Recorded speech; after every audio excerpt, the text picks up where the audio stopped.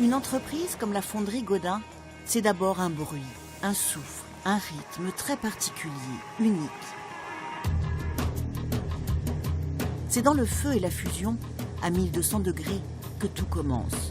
Nous sommes ici dans le cœur vivant de l'usine. Les hommes transportent les creusets ou poches dans lesquelles bouillonne le plomb liquéfié. Et les couleurs, portant casque intégral pour éviter les projections et respirer un air purifié, versent le métal dans les moules. Des ouvriers dotés d'une maîtrise parfaite de ce geste antique. Ce sont des gens qui ont une expérience sans conteste et qui ont surtout une maîtrise de leur métier qui est importante. Ce n'est pas des métiers communs et ce n'est pas forcément des métiers qu'on va apprendre en théorie. Il faut effectivement de la pratique et de la formation sur le tas pour arriver à maîtriser ce métier pleinement.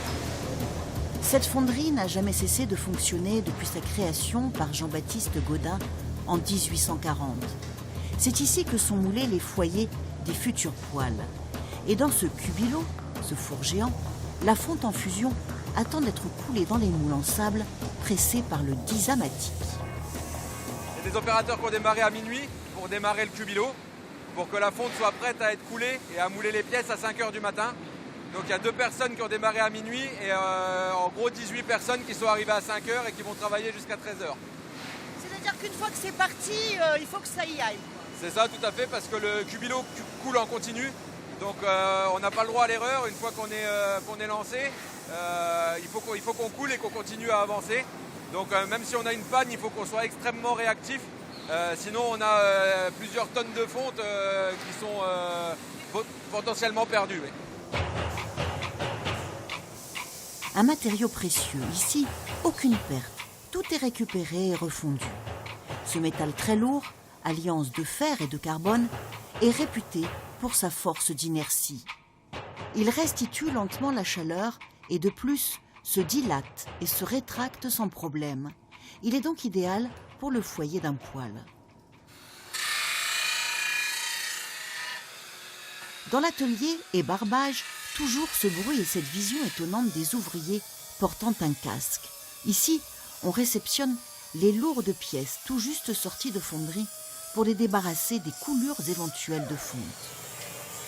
La visière, elle sert justement pour éviter avoir des résidus de fonte. Si on ne porte pas ça, ça va se planter dans les yeux. Vous êtes fier de travailler pour Gaudin? Oui, parce que c'est un monsieur quand même qui est assez important, qui est connu dans le monde entier. Et c'est grâce à lui qui a fondé une famille en fait.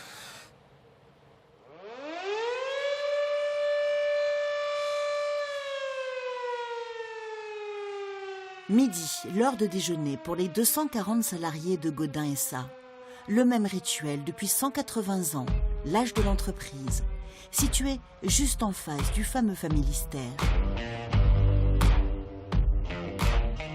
Cette cité ouvrière utopiste rêvée par son fondateur Jean-Baptiste Gaudin, un industriel français visionnaire à l'origine d'une saga qui survivra aux aléas économiques.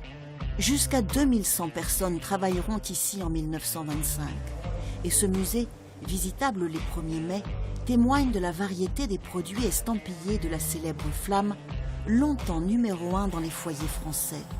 Aujourd'hui, le site appartient au groupe des Cheminées Philippe et les poêles, à bois ou à granulés, ont bien changé d'allure.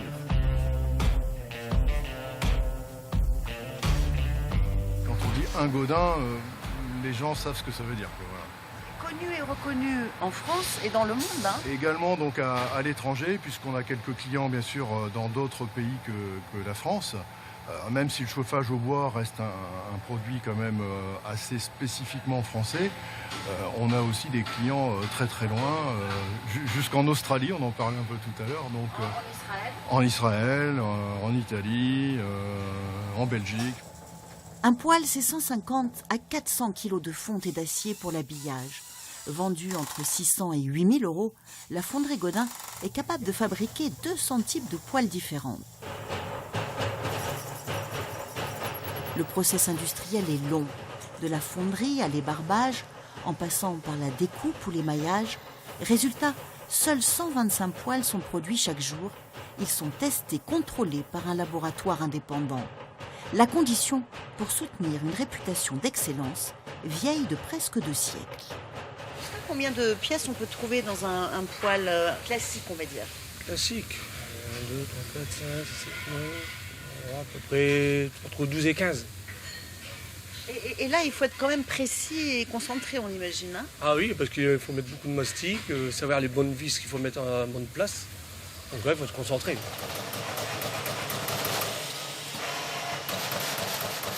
Comme partout ailleurs, de plus en plus d'étapes sont automatisées, au niveau de la découpe notamment.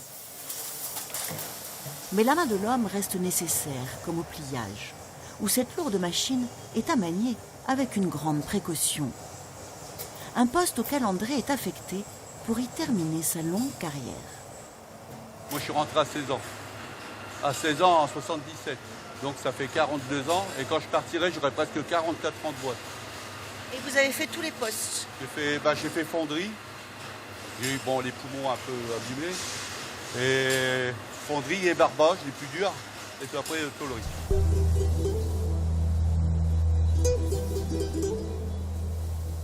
Dans cet univers très masculin d'acier et de feu, quelques rares femmes, dédiées au contrôle des cocottes Godin. Une production modeste, surtout destinée aux Allemands friands de French quality. Car la marque Godin, dont le logo n'a jamais changé depuis sa fondation au XIXe siècle, inspire toujours cette même confiance que l'on peut éprouver pour les objets familiers.